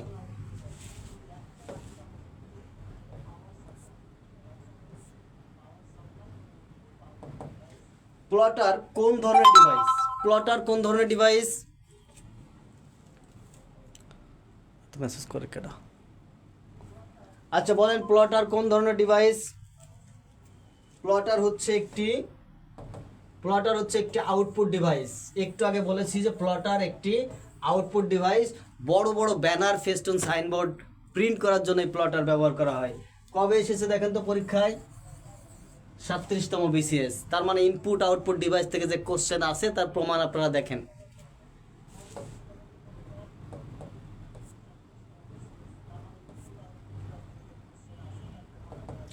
নিচের কোনটি ইনপুট ডিভাইস?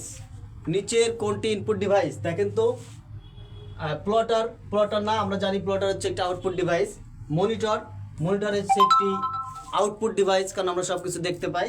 আচ্ছা, সিওএম নামে কোনো ডিভাইস নাই। কোনো ডিভাইস নাই, তাহলে বাকি থাকে কে? ওএমআর। নিচের কোনটি ইনপুট ডিভাইস হচ্ছে ওএমআর, অপটিক্যাল মার্ক রিডার। তো চলেন নেক্সট কোশ্চেনে যাই।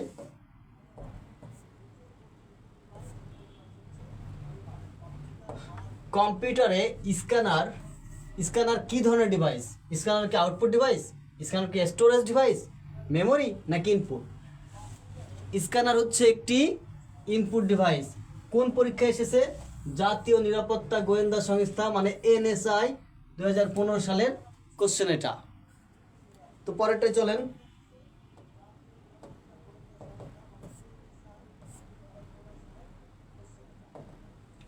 Which of the following is not an input device? কোথায় এসেছে? বাংলাদেশ ব্যাংক অ্যাসিস্ট্যান্ট ডিরেক্টর 2016 সালে। বাংলাদেশ ব্যাংক অ্যাসিস্ট্যান্ট ডিরেক্টর 2016 সালের question, which of the following is not an input device? এখানে কোনটা ইনপুট ডিভাইস নয়? Okay fine. ওসিআর একটা ইনপুট ডিভাইস। লাইট পেন একটা input device. ওই যে একটু আগে পেন দেখাইছিলাম না, যে পেন মাউসের মতো, এটাকে লাইট পেন বলে, এটাই হচ্ছে একটি ইনপুট ডিভাইস। তারপর কি? অপটিক্যাল স্ক্যানার, যে কোনো স্ক্যানার সব ইনপুট ডিভাইস। শুধু বাকি থাকে কি, বাকি থাকে কম, বাকি থাকে কি কম।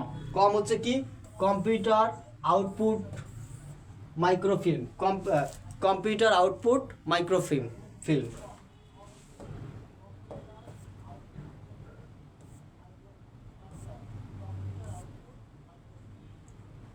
ওকে, which of the following is not an input device, এটা তো আমরা, ও এটা এটা কিন্তু সেম কোশ্চেন না, এটা একটু ভিন্ন question. Which of the following is not an input device? Mouse একটি ইনপুট ডিভাইস, জয়স্টিক একটি input device, touchpad input device, শুধুমাত্র প্লটারটা ইনপুট ডিভাইস নয়। ওখানে ইয়েটা ভুল লেখা আছে, পরীক্ষার সালটা ভুল লেখা আছে। মানে ভাইরা আমার, আপনারা কি আজকে এই ক্লাসটা করবেন? এখন যেটা সিপিইউ কেন্দ্রীয় প্রক্রিয়াকরণ ইউনিট, কম্পিউটারের ভিতরে ঢুকবো, আপনারা কি থাকবেন? ইয়েস অর নো লিখে জানান। যদি আপনারা থাকেন তাহলে কম্পিউটারের ভিতরে কি কি আছে, র্যাম রম আবা যা আছে সব নিয়ে আলোচনা করব। ট্রানজিস্টার, রেজিস্টার, প্রসেসর, এগুলো প্র্যাকটিক্যালি আপনাদেরকে দেখাবো। এখন আমাকে ইয়েস অর নো লিখে জানাতে হবে যে এই পার্টের ক্লাসটা এখন করবেন কিনা। যদি করতে চান তাহলে অবশ্যই সবার শেয়ার দিতে হবে।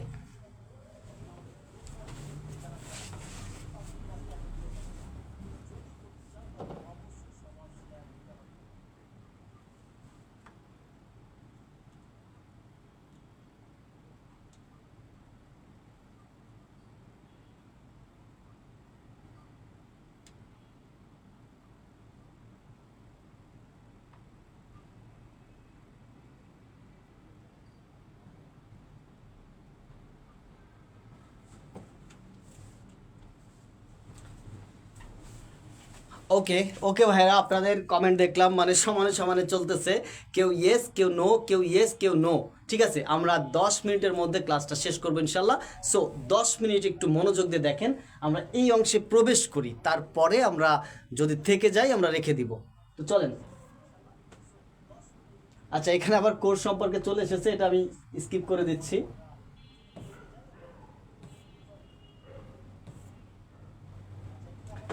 সিপিইউ, সিপিইউ এর পূর্ণরূপ কি? সিপিইউ এর পূর্ণরূপ হচ্ছে সেন্ট্রাল প্রসেসিং ইউনিট। কম্পিউটার যে বড় একটা মেশিন থাকে, এই পুরা মেশিনটাকে সিপিইউ বলে না। এই পুরা মেশিনটাকে কি বলে না? সিপিইউ বলে না। সিপিইউ হচ্ছে ছোট্ট একটা ডিভাইস যাকে প্রসেসর বলে। ওই প্রসেসরের আরেকটা নাম হচ্ছে সিপিইউ, সেন্ট্রাল প্রসেসিং ইউনিট। তো সেটার কাজ কি? সিপিইউ হচ্ছে কম্পিউটারের মস্তিষ্ক। যদি সিপিইউ না থাকে কম্পিউটার ডেথ, ওই কম্পিউটারে কোনো কাজে আসবে না, সরাসরি ভাঙ্গাড়ির দোকানে। ওকে, নির্দেশনা বাস্তবায়ন করে, গাণিতিক যুক্তিমূলক অপারেশন চালায়, অন্যান্য যন্ত্রের সাথে সমন্বয় করে। সিপিইউ ছাড়া কম্পিউটার অকার্যকর। সিপিইউর বৈশিষ্ট্য নিশ্চয়ই বুঝতে পেরেছেন। ওকে ফাইন, তো চলেন, আপনারা টেনশন করেন না, ক্লাস শেষে আমি পিডিএফটা দিয়ে দিব, আপনারা একটু পড়ে নিন। এই যে দেখেন ডান দিকে আপনারা ভালো করে দেখতে পাচ্ছেন সিপিইউ আসলে কি জিনিস।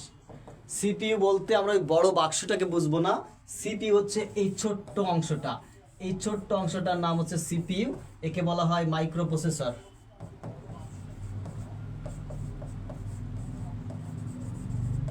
Micro processor. ওকে, তাহলে এটার নাম কি? এটার নাম হচ্ছে মাইক্রো প্রসেসর। এর আরেকটা নাম হচ্ছে সিপিইউ বা সেন্ট্রাল প্রসেসিং ইউনিট। তো এটা আমরা পুরা কম্পিউটারের ভিতরে যদি প্রবেশ করি, সেখানে আমরা অনেক কিছু দেখতে পাই, অনেক ডিভাইস দেখতে পাই। যেমন দেখেন, এটা হচ্ছে পাওয়ার সাপ্লাই, এটা দ্বারা পুরা কম্পিউটারটা একটা শক্তি পায়, পাওয়ার পায়। Okay fine. তারপর হচ্ছে এটা হচ্ছে এসএসডি। এসএসডির পূর্ণরূপ হচ্ছে সলিড স্টেট ডিস্ক বা ড্রাইভ। তারপর রয়েছে প্রসেসর, এই ক্ষুদ্রতম অংশটার নাম হচ্ছে প্রসেসর। এটা হচ্ছে সিপিইউ কুলার, অর্থাৎ সিপিইউকে ঠান্ডা রাখার জন্য, সিপিইউর মাথা ঠান্ডা রাখার জন্য এই কুলিং ফ্যানটা ব্যবহার করা হয়, এটাকে কুলার বলে। এই কুলার এবং সিপিইউ এই দুইটার মাঝখানে একটা পেস্ট থাকে যার নাম থার্মাল পেস্ট। এই পেস্টটা যদি শুকায় যায়, প্রসেসর অনেক গরম হয়, কম্পিউটার বারবার বন্ধ হয়, বারবার চালু হয়, রিস্টার্ট নেয় বারবার আর কি। ওকে, এটা হচ্ছে র্যাম। র্যাম কি? র্যাম হচ্ছে র্যান্ডম অ্যাক্সেস মেমোরি। এইটা কিন্তু গুরুত্বপূর্ণ, র্যাম থেকে প্রশ্ন আপনাদের আসবেই। আর এটাকে বলে জিপিইউ। GPU graphics card.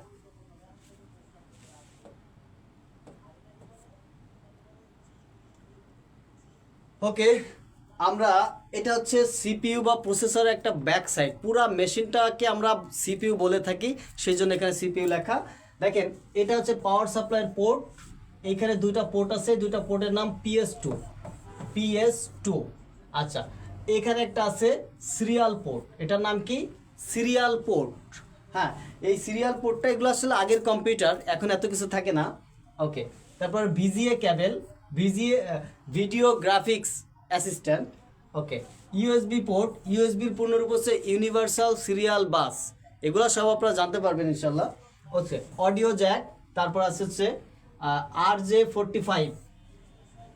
এই প্রশ্নটা কিন্তু অনেকবার পরীক্ষায় এসেছে যে RJ45 এনআইসি এর পূর্ণরূপ কি জানেন? এনআইসি এর পূর্ণরূপ কি আর RJ45 কি? আপনারা বিসিএস কোশ্চেন খুলে দেখেন, আপনারা বিভিন্ন জবের প্রশ্ন খুলে দেখেন যে এই পোর্টটা থেকে প্রশ্ন আসছে কি না। RJ45 এটা কি, এটা আপনার জানতে হবে। আমি এখন আপনাদেরকে বলে দিব যে RJ45 আসলে কি আর এনআইসি জিনিসটা কি। চলেন দেখা যায়। এনআইসি এর পূর্ণরূপ হচ্ছে নেটওয়ার্ক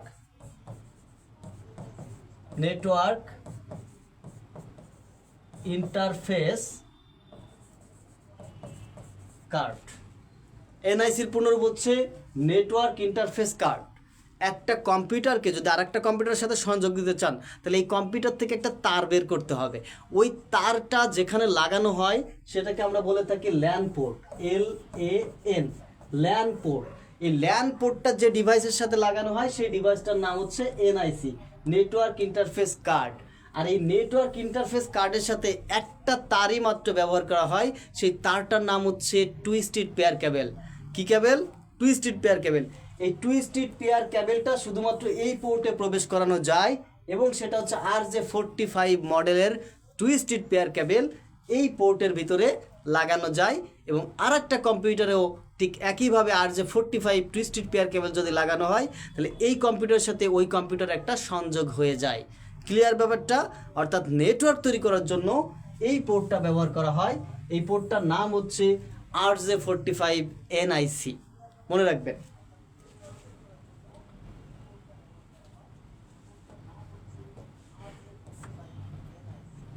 ওকে, এবার আসেন, আমরা তো দেখলাম যে কম্পিউটার আউটসাইড, ব্যাক সাইড দেখলাম।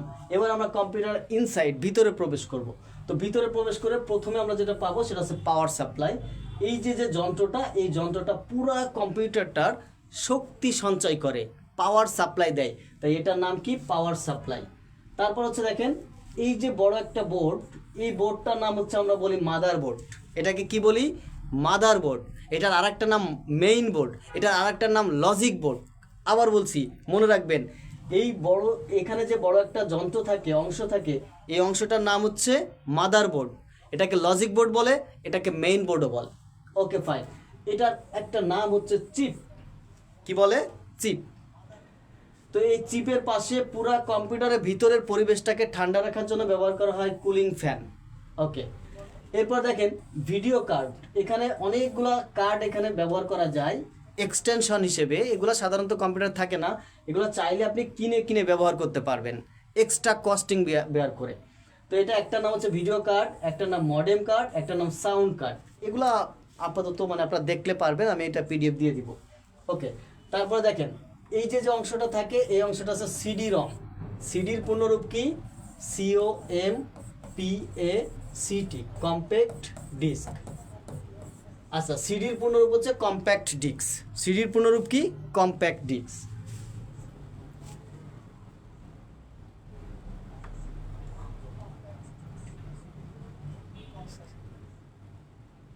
আচ্ছা, এই ডিভিডি হচ্ছে ডিভিডি পূর্ণরূপটা ভুলে গেছি, সম্ভবত ডাইনামিক ভিডিও ড্রাইভ।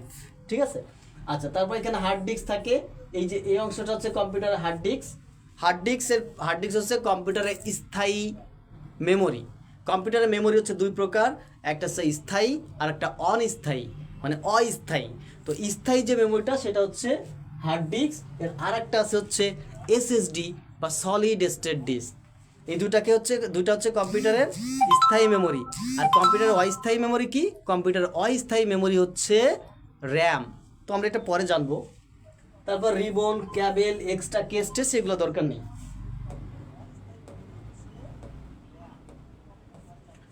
ওকে, আপনারা কি ঘুমোয় যাচ্ছেন নাকি আছেন?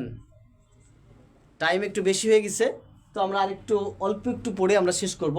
আমরা এখন আলোচনা করব প্রসেসর নিয়ে, সিপিইউ নিয়ে। সিপিইউ বা প্রসেসর, দেখেন ছোট্ট করে লেখা আছে প্রসেসর, সেন্ট্রাল প্রসেসিং ইউনিট। এটাই হচ্ছে মূলত প্রসেসর, কম্পিউটারের স্মৃতি, কম্পিউটারের মূল শক্তি হচ্ছে এটা। তো চলেন আমরা একটু প্রসেসর সম্পর্কে সংক্ষিপ্ত আলোচনা করি। 1940 সাল। আচ্ছা ভাইরা, কম্পিউটার দিয়ে পড়ানোর আসলে অনেক কিছু আছে। আপনারা কোন বই পড়েন বা কী পড়েন আমি জানি না, সেই বইয়ে কীভাবে গোছানো আছে তাও আমার জানা নেই, কিন্তু কম্পিউটারে পড়ার অনেক কিছু আছে। দেখেন ছোট্ট একটা কথা বলি, কম্পিউটারের জনককে অ্যান্সার দেন তো। কম্পিউটারের জনককে দেখি কয়জন অ্যান্সার দিতে পারেন। জাস্ট একটা কথা, কম্পিউটারের জনককে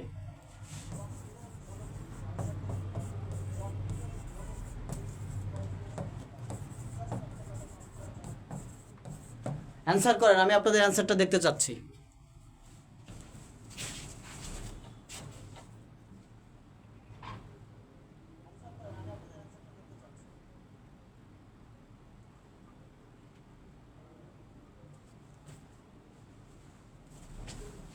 ওকে, কম্পিউটারের জনক সম্পর্কে একটু বলি।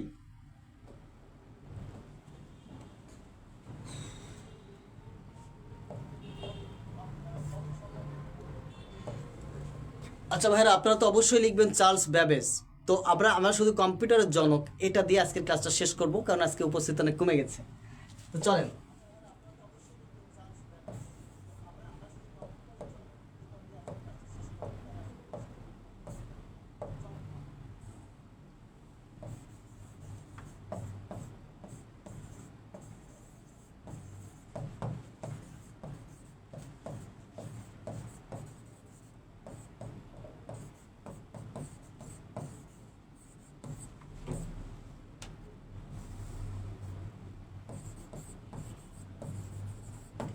কম্পিউটারের জনক হচ্ছে চার্লস ব্যাবেজ, কিন্তু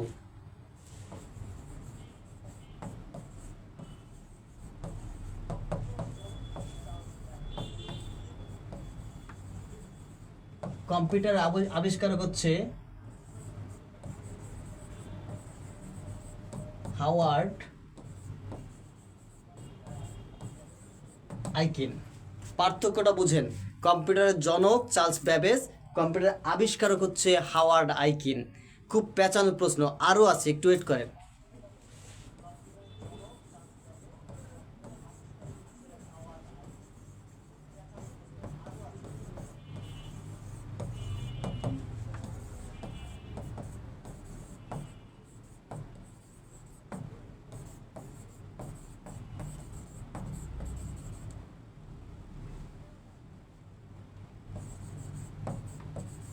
আধুনিক কম্পিউটারের জনক হচ্ছে জন ভন নিউম্যান। আরও আছে।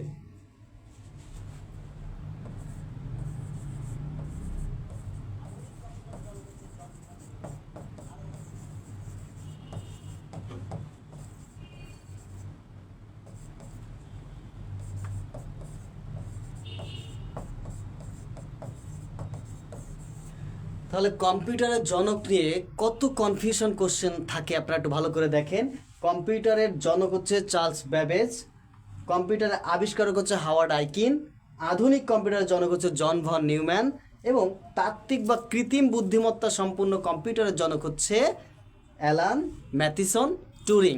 তাহলে আমি চারজন কম্পিউটারের জনকের নাম বললাম, আপনারা এলোমেলো করে ফেলেন না। চার্লস ব্যাবেজের সম্পর্কে যদি বলতে হয়, তিনি কম্পিউটারের ধারণা দিয়েছিলেন। আরও অনেক ইতিহাস আছে, শুধু সংক্ষেপে এটা বলি, এই জন্য তাকে বলা হয় কম্পিউটারের জনক। হাওয়ার্ড আইকিন পরিপূর্ণ একটা কম্পিউটার আবিষ্কার করেছিলেন, তৈরি করেছিলেন, এই জন্য তাকে বলা হয় কম্পিউটারের আবিষ্কারক। তখন যে কম্পিউটার আবিষ্কার করা হয়, সেই কম্পিউটারে স্টোরেজ ক্ষমতা ছিল না, মেমোরি ছিল না। এই মেমোরি প্রথম আবিষ্কার করা হচ্ছে জন ভন নিউম্যান, তাই তাকে বলা হয় আধুনিক কম্পিউটারের জনক। এবং এবং কম্পিউটার যে কৃত্রিম বুদ্ধিমত্তা বা আর্টিফিশিয়াল ব্যবহার করা যাবে, এই ধারণাটা প্রথম প্রদান করেছিলেন অ্যালান টুরিং। তাই অ্যালান টুরিংকে বলা হয়, কি বলা হয়, তাত্ত্বিক কম্পিউটারের জনক। সো ভাইরা, আমরা চলে যাই।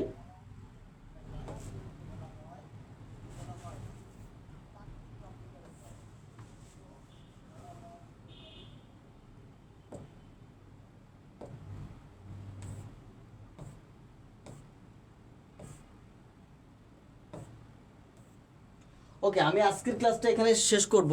আমরা আমাদের পূর্ণাঙ্গ স্টুডিওতে খুব তাড়াতাড়ি ক্লাস নেওয়া শুরু করব। আমি মাইক্রোফোন ছাড়া ক্লাস নিচ্ছি, হয়তো এই কারণে আপনাদের সাউন্ডে একটু প্রবলেম হতে পারে, লাইটিংয়ের সমস্যা হতে পারে। সো আমি আজকে আমাদের যে অফারটা আছে, আপনারা চাইলে ভর্তি হয়ে যেতে পারেন।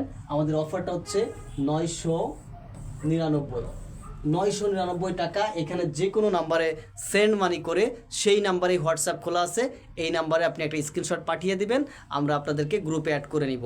সো এই সুযোগটা কিন্তু বারবার থাকবে না। সো একটা বার আপনি এই সুযোগটা কাজে লাগাতে পারলে আপনার লাইফ টাইম, অর্থাৎ চাকরি না পাওয়া পর্যন্ত আমরা আপনাদেরকে পড়াতে থাকবো, দৌড়াতে থাকবো, মানে দৌড়ান দিতে থাকবো। পড়বেন না কততে, পড়ার সকল ম্যাটেরিয়ালস আমরা আপনাদেরকে প্রোভাইড করব, আমরা আপনাদেরকে লাইফ টাইম মেম্বারশিপ দিব। সো আজকের জন্য আপনাদের অফার হচ্ছে 999 টাকা। কত টাকা? 999 টাকা। যারা ভর্তি হতে চান দ্রুত এই নাম্বারে, যে কোনো নাম্বারে আপনি বিকাশ নগদের মাধ্যমে পেমেন্ট করে সেই নাম্বারে স্ক্রিনশট পাঠাবেন এবং সাথে সাথে আপনাকে গ্রুপে অ্যাড করে নেওয়া হবে। সো আমি কিছুক্ষণ এখানে রাখছি, যারা জয়েন করতে চান আমাদের সাথে। অনেকের হয়তো এই পরীক্ষাটা সামনের পরীক্ষায় লাস্ট এক্সাম, হ্যাঁ। সো আপনারা দেরি করবেন না, জীবনে অনেক ভুল করেছেন, আমি চাই না যে আপনারা আবার ভুল করুন। আমি এটুকু বলতে পারি যে এমন কিছু এনার্জেটিক টিচার আপনাদেরকে মেন্টর হিসেবে কাজ করবে, যারা বাংলাদেশের কোনো প্রতিষ্ঠান এখনও পর্যন্ত, অনেক বড় বড় প্ল্যাটফর্ম আছে, এখনও পর্যন্ত তারা এনশিওর করতে পারেনি। ইনশাল্লাহ আমরা তার থেকে এগিয়ে আছি এবং আমরা তার থেকে বেটার কিছু নিয়ে আসতেছি খুব শীঘ্রই। সো যারা জয়েন করতে চান আমাদের সাথে, খুব দ্রুত আজকের মধ্যে আপনি 999 টাকা পাঠালে আপনি এই কোর্সের যে কোনো একটাতে আপনি জয়েন করতে পারবেন। সব কোর্সের জন্য আজকে থেকে আপনাদের জন্য, শুধু আজকের জন্য 999 টাকা। সো আপনারা দ্রুত যারা জয়েন করতে চান, যে কোনো নাম্বারে সেন্ড মানি করে, সেই নাম্বারেই হোয়াটসঅ্যাপ আছে, আপনারা সেই নাম্বারে স্ক্রিনশটটা পাঠিয়ে দিবেন।